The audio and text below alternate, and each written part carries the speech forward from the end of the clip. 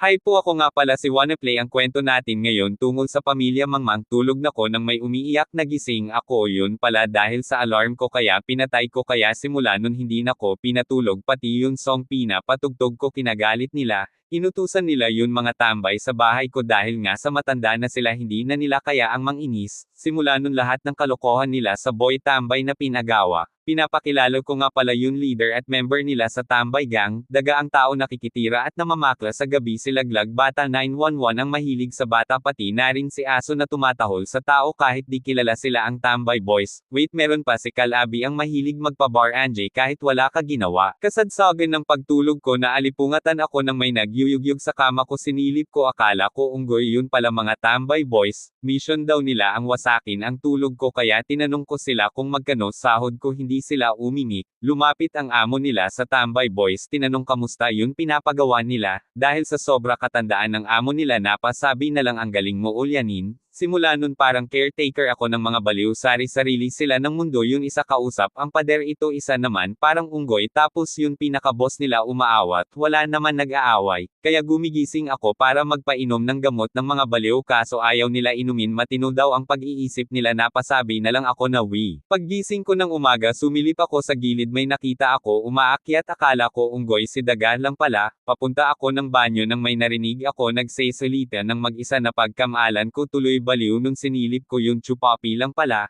Kausap niya yun asawa niya, gok-gok, ewan ko, para silang lutang. Pumasok ako ng banyo, nagbulog-bulungan sila, nakalimutan ko na painumin ng gamot yun mga baliw. Panay sabi nila hindi niya kayain, nung tinignan ko wala naman sila kausap, tapos yung isa ang galing, ang sabi wala din kausap. Napatakbo ako nung nakita ko yun si Daga tumatawa mag-isa, kaya nun araw na yun din ako lumabas ng bahay para kasi baliw. Lumabas ako ng kwarto, nakita ko si Daga bumubulog kausap ang sarili, kaya natakot ako. Nagulat ako nun umakyat siya sa bintana, buti na lang may cheese ako natira, pinakain ko sa kanya. Kung nagtataka kayo ba't pinakain ko ng cheese, may problema sa pag-iisip, akala niya ungoy na daga siya. Umiglip ako nang bigla nagising ako, bumubulong yun mga pamilya baliw, lalo tuloy ako natakot, buti na lang naglock ako ng pinto. Bigla naging agresibo yun pamilya baliw, kumakatok sila sa pinto, sabay sabi na Ma'am Asko po. Gabi na nun, matutulog na ko, hindi ako makatulog, yun mga tambay boys na baliw na din maninahil daw ng utang. Sumilip ako sa labas, nakita ko yun adik sa amin, nakalaya na bahala ako, bukod sa may baliw may adik pa dumagdag. Lumabas ako ng bahay para bumili ng pagkain, pagbalik ko na wala na yun pera ko. Nakita ko si Tulisan, tinanong ko saan mo galing pera mo, ang hindi niya alam, sinulatan ko ng ballpen yun pera ko, nang sinilip ko hawak niya yun pera ko, ninakaw niya. Bigla kumari pa ng takbo si Tulisan, hinabol ko nang nabangga ako sa poster ng Big Marie Biscuit. Sinisi ko yung Big Marie Biscuit na poster kung ba't paharang-harang. Umuwi ako ng luha, handay ko nabawi yung pera, pambili ko sana ng gamot para sa baliw na pamilya. Kinuha ko yung baso, uminom ako ng tubig, nang bigla umakyat na naman sa bintana kung dati si Daga lang, pati yung tambay boys nakisali na din. Nainis na ko sa baliw na pamilya kung bakit pati tambay boys na baliw na din. Kaya naisip ko tumawag na sa mental na takot sila, simula nun nagtago na lang sila sa bahay.